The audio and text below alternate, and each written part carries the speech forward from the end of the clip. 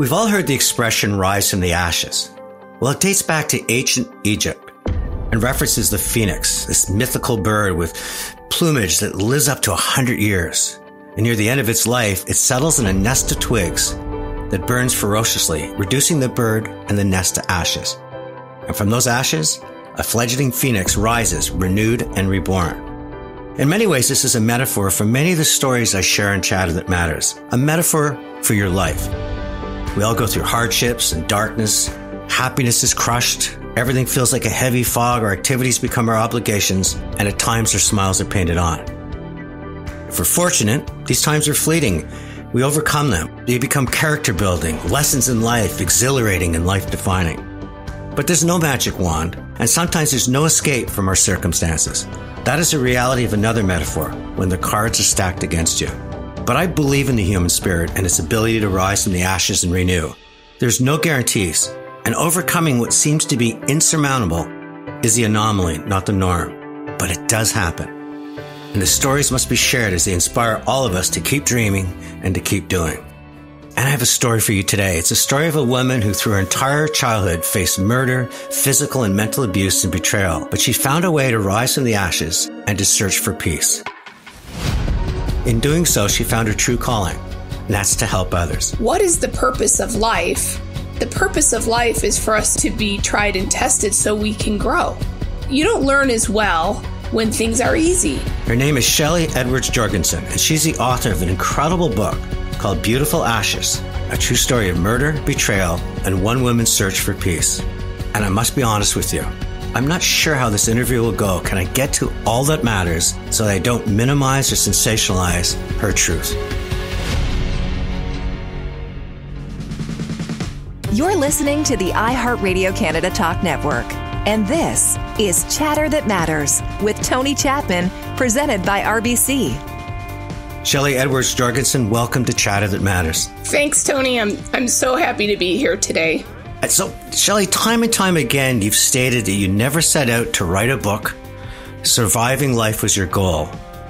But you found a much higher purpose, helping others stay positive, maybe find their way back. How did that come about? It came about, it was a long process. I had to come to terms with everything that I had been through first.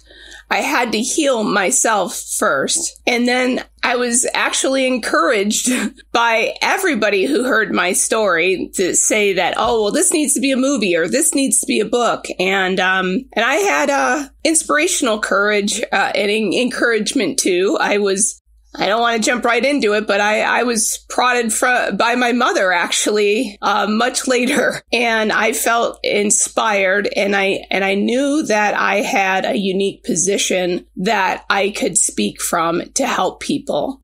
You know, I'm an engineer, so writing is not my forte, and I'm dyslexic, so I had to partner with a friend who became my ghostwriter, and it was a 9-year labor of love to get to publication and a lot of hard work. I actually had to go back to therapy to even be able to articulate all my thoughts and feelings that I experienced throughout my entire history. I want the audience to really understand who you are and who you were before a tragedy that we're about to share. So before we go back to that moment in time where you realized you would never speak to your mother again, tell me a little bit about what your childhood was like. What was your relationship with your mom, your sister? Just give me a little bit of Shelly before circumstances that few can imagine took over. Well, I was a 3-sport athlete. I grew up in upper middle class suburbia of Detroit. We actually lived in, one of the desired neighborhoods. Even in my own town, it was one of the most desired neighborhoods. On the outside, everything looked like the white picket fence. Nobody suspected what was really going on in our home.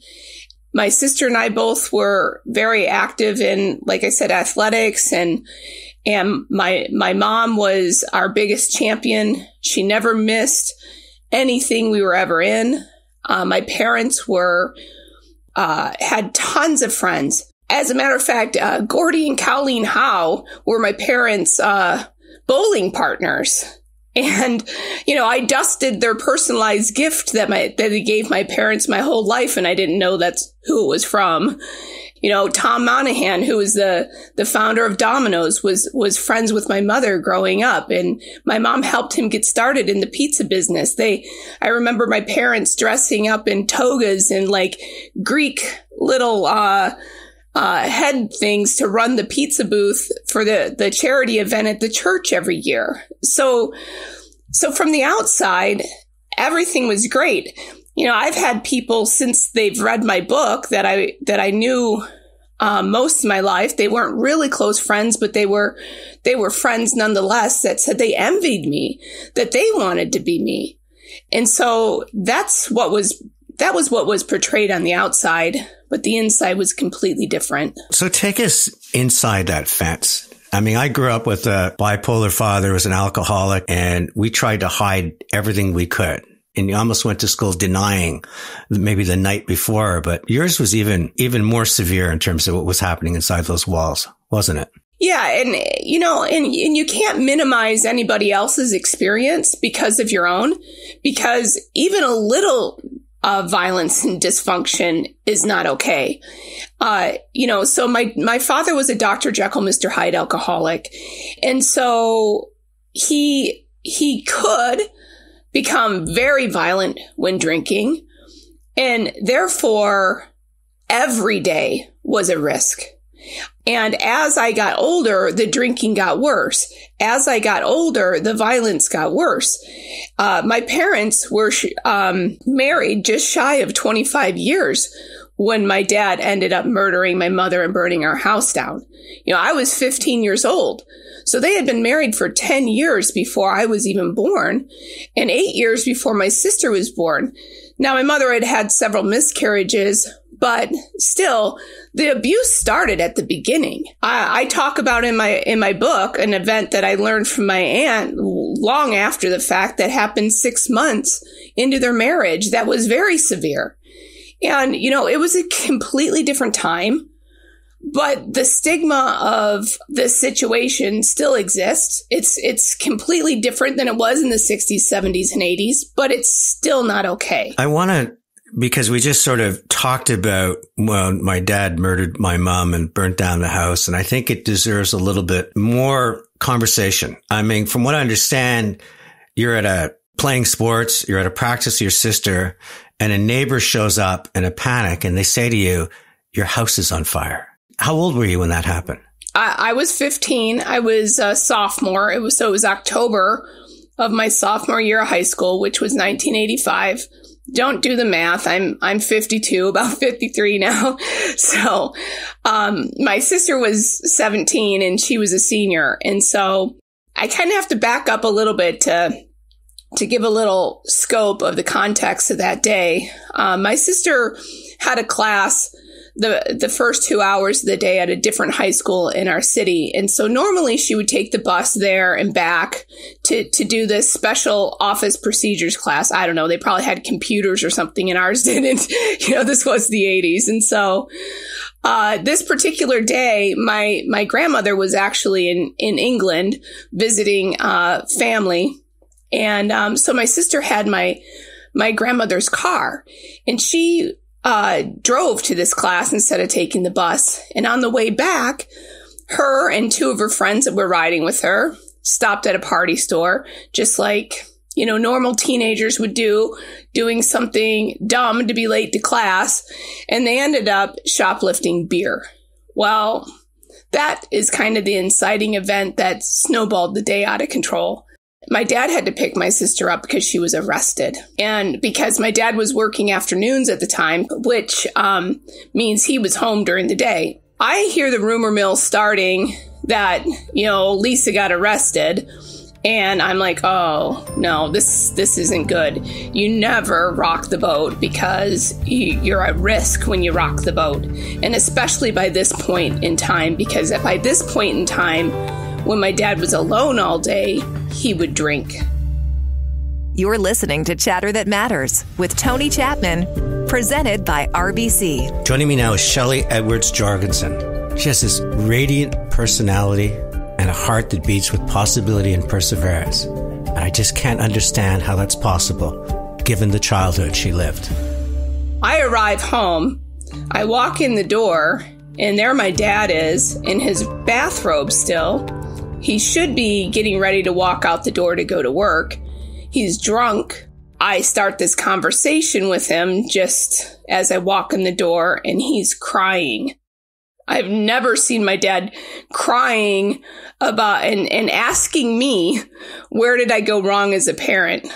Where should I start is my first thought. But, by this point, I was very good at keeping my mouth shut, so I said nothing. I had called my mom at work to arrange the carpooling situation for basketball. She asked me a question that I regret answering. Did Dad leave yet? And I said no. And she wanted to talk to him. I yelled down. I told my dad, Mom's on the phone. I immediately come downstairs to eavesdrop on at least his half of the conversation. Because again, I know that there's danger brewing. I hear my parents' conversation, but I only hear what my dad is saying, but I also know what my mother is saying. So my dad tells my mother what happened with my sister. Naturally, any parent whose 17-year-old just got arrested for shoplifting beer is going to be pissed off. My mom was mad, and my dad had a very surprising response. He wasn't mad at my sister. He actually, by this point, felt like the police had threatened and scared the crap out of them enough that she didn't need more punishment. He also had made a promise to my sister that he would say nothing to my mother before the three of them could sit down together and talk. So he was getting angry that my mother was getting upset, and I think he was afraid that she was going to blow his cover and say something to Lisa before he did. I knew I had a major, major problem. My sister should have been coming home from her practice right after because she had my grandmother's car.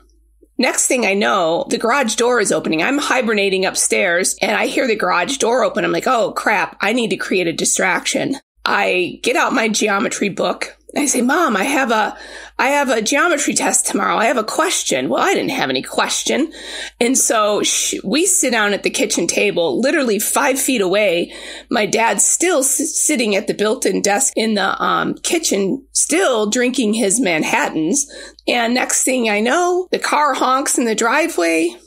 I kiss my mom goodbye, tell her I love her. I run out the door. And that was it. I get to the high school, and there sits Lisa in the gym. Tony, I don't talk about this in the book because I didn't know it until this year, last year, when I had a discussion with my sister. And I find out my mom had to have hung up with my dad, immediately called the basketball coach, and told the coach to make Lisa stay for my practice. She knew she was going to have a conversation and a fight with my father that day, and she wanted to have it without us. I start practice. Partway through, not very far, I'm running out the hall to get a drink, and I run into my neighbor. She didn't even go to my high school, so it was really strange that she was there. Her mom's like, well, we came to pick you up because there's been a fire at your house. Then panic sets in. Lisa and I run out to the car. We get in the car, and they're telling me, well, the fire is under control. The fire trucks are there. Your dad is at our house, blah, blah, blah. They're trying to pacify that everything's fine. Ironically, this stupid song, the roof is on fire, is on the radio. My sister's singing along to this song as I'm asking the question of, where's my mom? And they're telling me, oh, she's not home from work yet. It was in that moment, I hit my sister on the leg, and I look at her, I say, Lisa, I'm like, shut up. Mom was home when I left. Lisa's face turns white. Both of us instantly knew in that moment that our mother was dead and that my father did it. How did you even begin to cope? I mean, this is the one parent that's your rock. This is the person that goes to every practice. This is the person that purposely kept your sister away because she wanted to protect both of you. It must have been, I mean, how do you even process? When did you find out that in fact your intuition was correct and your mom was dead? We arrive on the scene because we lived in an affluent neighborhood. You know, that makes news headlines. So all the major news networks were there filming. There was crowds of people. Police had the roads blocked. We weren't even allowed to approach the house. It took hours for them to come tell us. The fire was very severe, and my mother was very severely burned. You were convinced, you and your sister were convinced it wasn't an accident. Oh, yeah. We knew it wasn't an accident, even though my dad, to his dying breath, denied that he did this. I literally watched my house on fire on the 11 o'clock news that night. They're already telling the world that they know it's arson and that some 50-year-old woman is dead. The first autopsy came back as natural causes, which just solidified my dad's continual lie about what happened. The autopsy was wrong. Did you know when your father was lying? I mean, growing up with this sort of Dr. Jekyll and Mr. Hyde, was it ingrained in your DNA when you knew your dad was absolutely not telling you the truth? Absolutely. And, you know, just the situation alone, I knew it was impossible.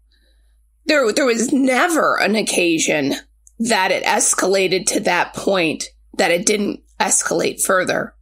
Hundreds of examples of extreme violence where I physically was involved in separating my parents and saving my mother's life. I can't even begin to tell you how many times I heard my father threaten to kill us and burn the house down. I can't even tell you how many times I was involved in breaking up a fight, and where, I mean, as I got older, my mom started consulting with my sister and I and talking about how one of these days you guys aren't going to be here and he's going to kill me. And we would plead with my mother saying, oh, please don't leave. I mean, that's how dysfunctional and broken it was. My mom had ways out. She was a highly educated, beautiful woman. My grandparents were well off. When my dad went to prison, we had 4 houses and 6 cars and no debt. So it wasn't about money. It wasn't about finances. For my mother, she didn't want to be the first divorce in the family because that was the culture. How much of that was also, though, you pleading with her to stay because you didn't want to also be staying with the divorced parents? I don't know. Because, you know, like I said at the beginning, my parents were married for 10 years before I was even born. You know, it was 20 years into her marriage before these conversations started happening, at least 20 years. I was probably 10, 11, 12 years old when those conversations started. Oh, we could leave. We could get an apartment. You know, we won't have the same lifestyle, blah, blah, blah, blah, blah. Well, by this point, my sister and I are totally ingrained in the toxic environment. You know, it's kind of like the metaphor of, you know, boiling a frog. Everybody who witnesses the end event, especially when it ends in murder, wonders, how do you how do you not get out? Or if this happened to me, I wouldn't put up with that crap. Well, sure, that's true. If you started at that point, but you don't start at that point. You know, most of these narcissistic abusive relationships start with love bombing and manipulation on a very subtle level until you become dependent. Most women become completely financially, emotionally, and mentally dependent. They become completely broken down and at a loss. And so, you know, you become the frog. If you were put in at the end result, you would jump out immediately.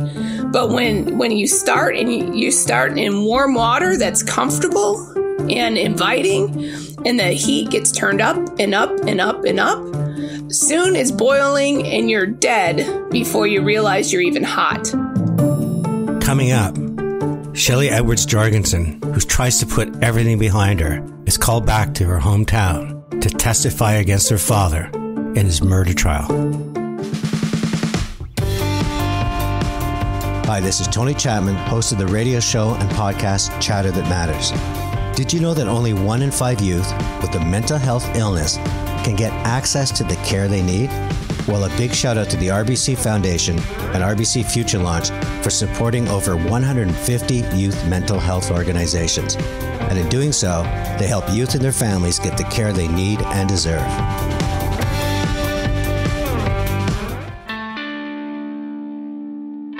You're listening to Chatter That Matters with Tony Chapman, presented by RBC. Shelly Edwards Jorgensen is my guest today. She's a beautiful soul who writes this wonderful novel called Beautiful Ashes, a true story of murder, betrayal, and one woman's search for peace. Where I feel so much for you, I mean, obviously, all of this, but you have to live with your dad after this happens. How is that possible? I mean, what was it like? I mean, you've got a monster who's taken away the person you love the most in the world, and you know it in your heart. But that's kind of how society worked back then. I didn't know if I was going to come home to him passed out drunk or angry or what. It was a nightmare.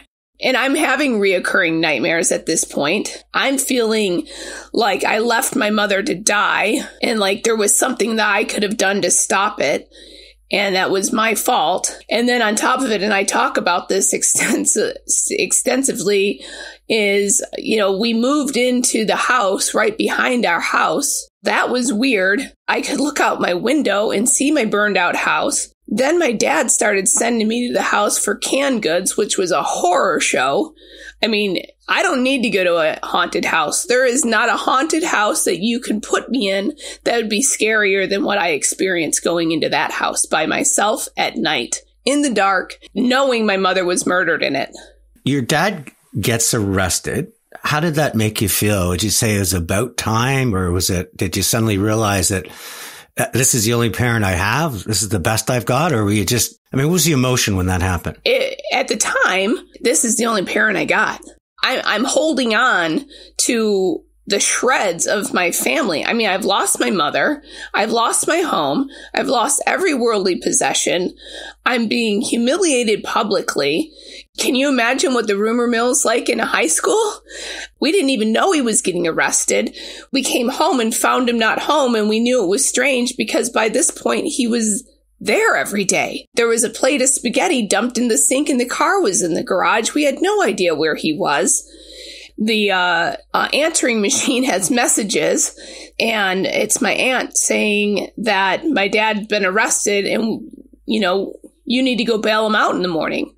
Well, who the hell leaves 2 teenage girls to spend the night alone thinking about bailing out their father the next morning for murdering their mother while looking at their burned down house? The interesting thing that I found that was beautiful in your book, the angel that touched you was your mom from heaven. And the first time that happened was the first basketball game after your mom's funeral. I said I was a basketball player. Well, nobody can see me, but I'm 5'4".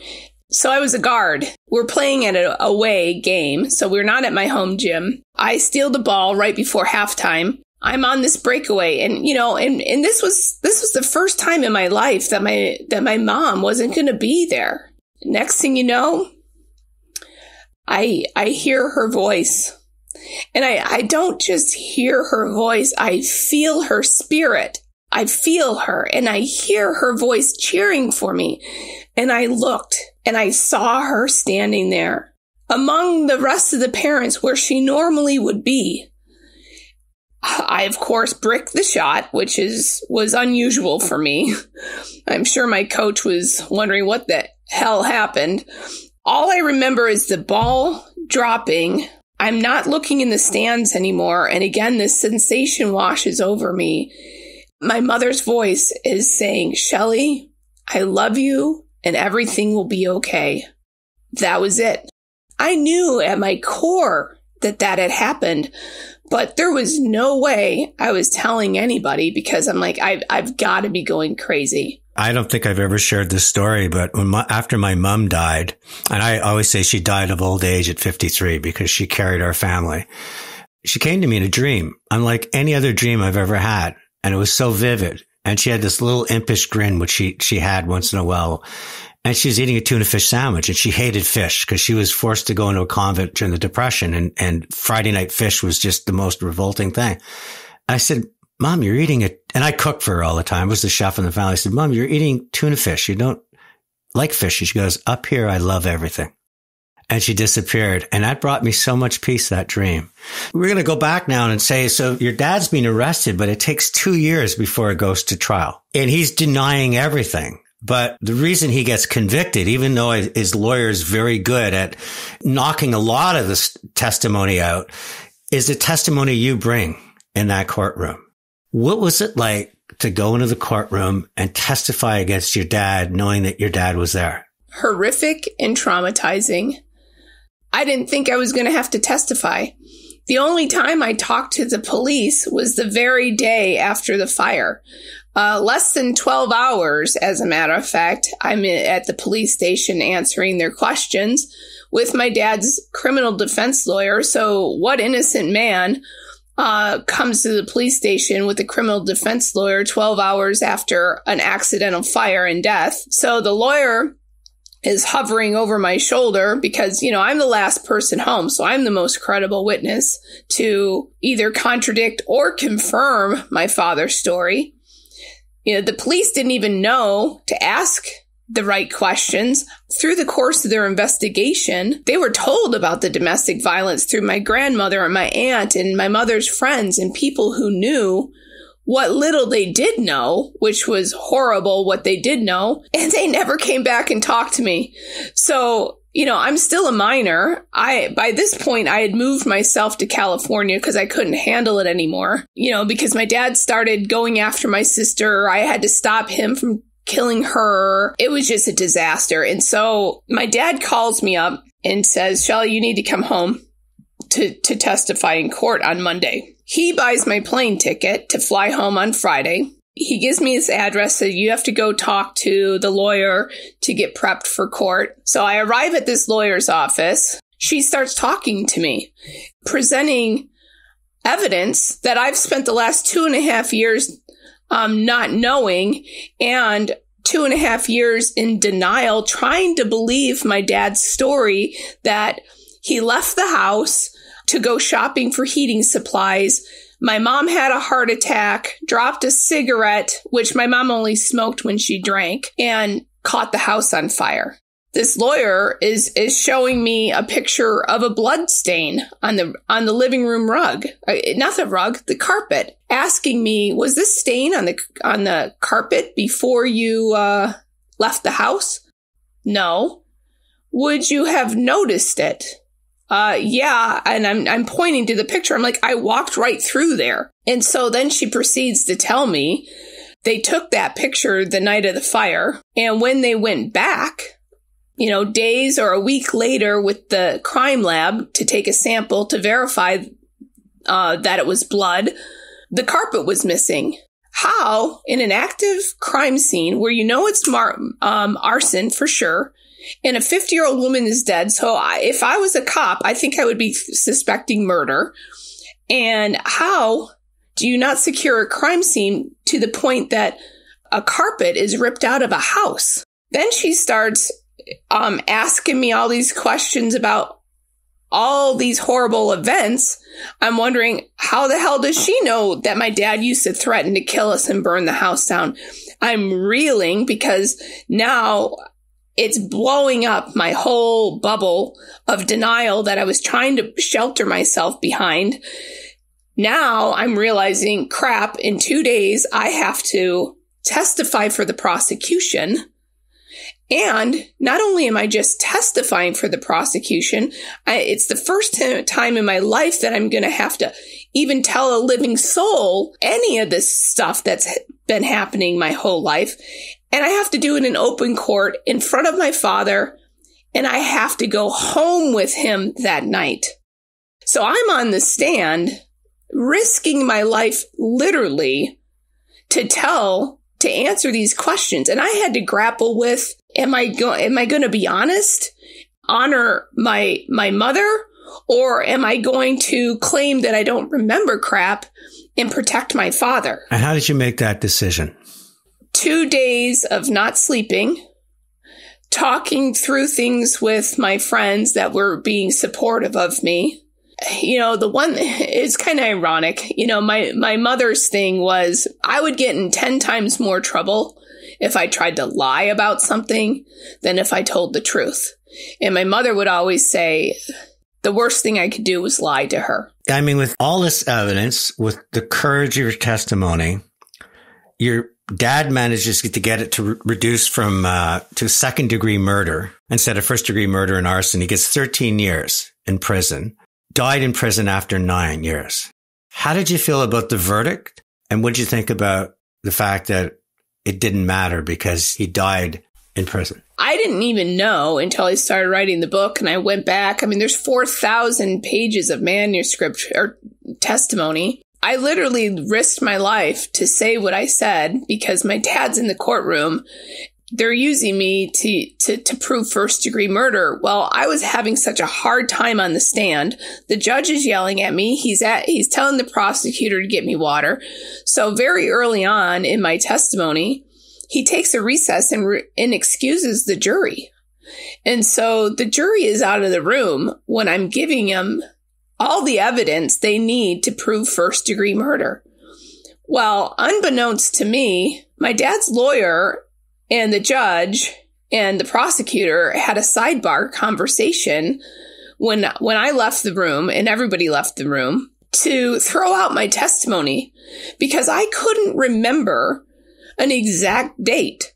I could tell them that it was the summer of 1976. Well, I was 6 years old. I couldn't remember as a 6-year-old an exact date that I remembered my dad first threatening to kill us and burn the house down. I remember the event. I remember fleeing the house. I remember it was summer because it was warm in the pajamas I was wearing. I remember it was 1976 because the car that we were in, but that wasn't enough. So your dad dies after 9 years. I personally would go, he deserved it. How did you feel? Because I think you've got such this beautiful heart that somehow still finds love where everybody else would have squeezed it out. I had stopped communicating with my dad because I had to, because he was so toxic and I had to give myself some space to stop the abuse.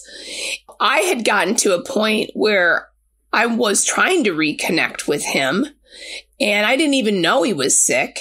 And then he dies. It was another parent I didn't get closure with. I didn't get to say goodbye to.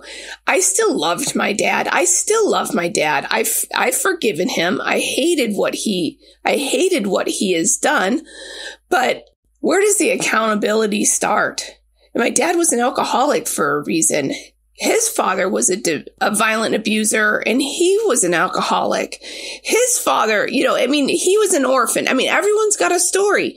So I've learned that you don't know enough about anybody to judge anything. You don't know what emotionally people are capable of handling. You don't know how their thoughts and processes work because no one is exactly like you and you don't know anybody's complete history. So where does the accountability begin if you have generation after generation after generation of trauma? You're listening to Chatter That Matters with Tony Chapman, presented by RBC. My guest today is Shelly Edwards Jorgensen. Her father murdered her mother, but she found a way to forgive him.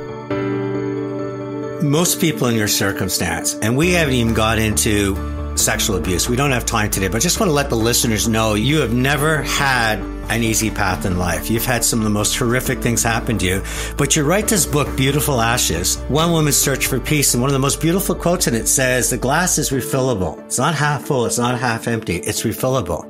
You've risen from those ashes, and I want to know how. That's the whole reason why I wrote the book. It's the whole reason why I try to post my life lessons 3 times a week on social media. It took me a very, very long time to find the right tools for me to get through this. I was miserable for decades. It wasn't until my mid-30s that I finally found the right trauma therapy that worked for me. I started as a freshman in college doing talk therapy, and on and off as I could afford it. You know, I'm an orphan at this point and just struggling to survive. I sought help because I needed help. I was suicidal. I mean, in your book, you said you prayed every day to die. Again, from the outside. By my mid-30s, just to give you a little bit of scope, I had graduated with my bachelor's degree in engineering. I owned my own home. I had my dream job at Ford Motor Company. I just had graduated summa cum laude with my MBA. From the outside looking in, again, it would look like everything was fine, but it wasn't fine. Nobody knew how miserable I was. Even my best friend that I lived with didn't have any clue because I always put on the happy face. I always was the person to try to make others feel okay. Even today, friends that lived the horror show of my teen years have told me, Shelly, you were the one that made us okay. You were the one that made everything seem normal. I could recant my story and not shed a tear. The first counselor I went to after I told my story, she had to go talk to somebody because she was in tears and I wasn't. I found some trauma therapy that was actually working for me, and that I didn't have to articulate every detail because I couldn't articulate every detail. I was so closed down emotionally.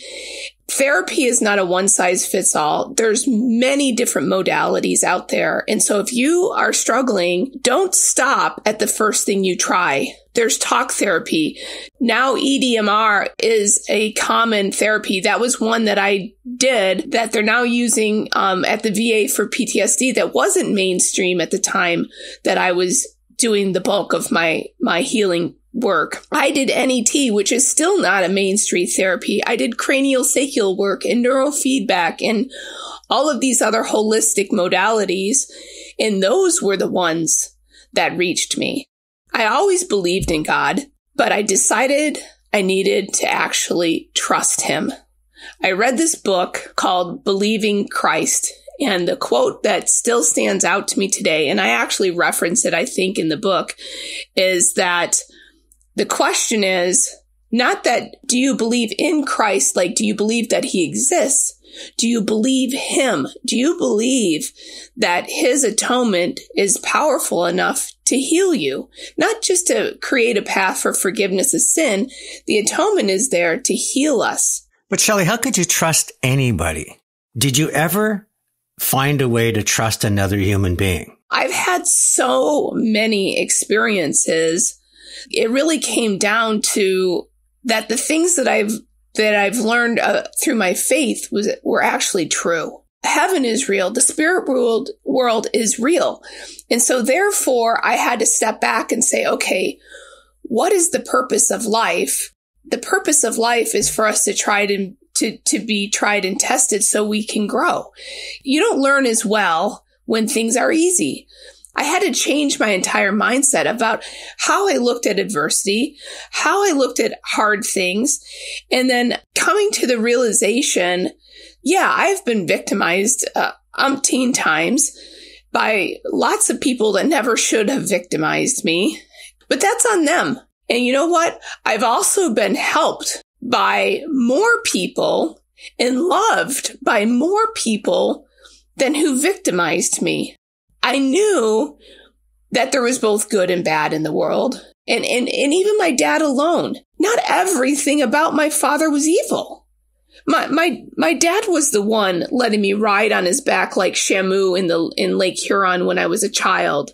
My dad was the one that after we went to Disneyland and I had leg cramps because I have flat feet, rubbing my legs in the bathtub at 3:00 in the morning because I was in so much pain. My dad was the one that taught me every skill that I have. I could build a house from the ground up by myself because of what my dad taught me. My dad alone, who is a murderer, who the world would see as pure evil, he is not pure evil. And that is why I love him still. You talk about how your mom has visited you in a number of occasions. Has your dad ever? Not as profoundly, but yes. And when your mom has come to you, over your lifetime, if she looks down from heaven at you today, what would she say about you? She's proud of me. I know that. I don't come right out and say this, but I've had more than a couple conversations. My mother actually helped me write the book. I know that your mom is with you every day. Your loved ones are on the other side, and they're with you, helping you and loving you and protecting you and doing what they can. But life isn't meant to be easy. It's meant to be hard, so we learn. We have to develop the characteristics of patience and humility and empathy and compassion till we get to the development of charity. And so you can't learn any of those lessons without enduring hard things. My adversity isn't any harder or easier than anybody else's, because you are different than me and I am different than you. But you're loved by a heavenly Father just the same as I am. And a loving parent is going to give all of their children the same opportunity for growth. And the only difference is what our strengths and weaknesses are. We all get pushed to our very limits. So that's why we have to have compassion for each other. A lot of people that I've talked to that have very strong religious grounding, and it could be Christianity, it could be Islam, it could be any one of many religions.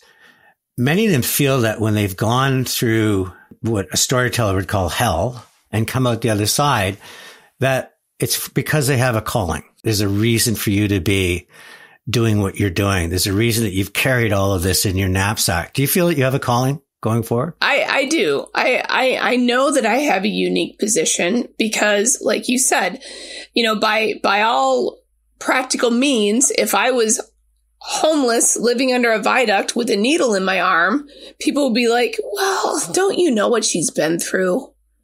So I know that I have a voice. Everybody's path is going to be different, but I'm at least giving one example. I'm proving that there is a path to healing no matter what you go through. I've gained so much from what I've lost because I have empathy that I wouldn't have. I have so much empathy and understanding. And I've never met anybody in my circle that I can't relate to something hard and be of service to them and serve them with empathy and not just sympathy.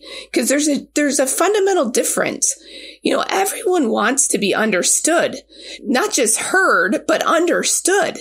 And now I don't want people to suffer for 20 years before they find their path to healing. I want to say, hey, look, maybe try this. This is what worked for me. Don't learn the hard way like I did.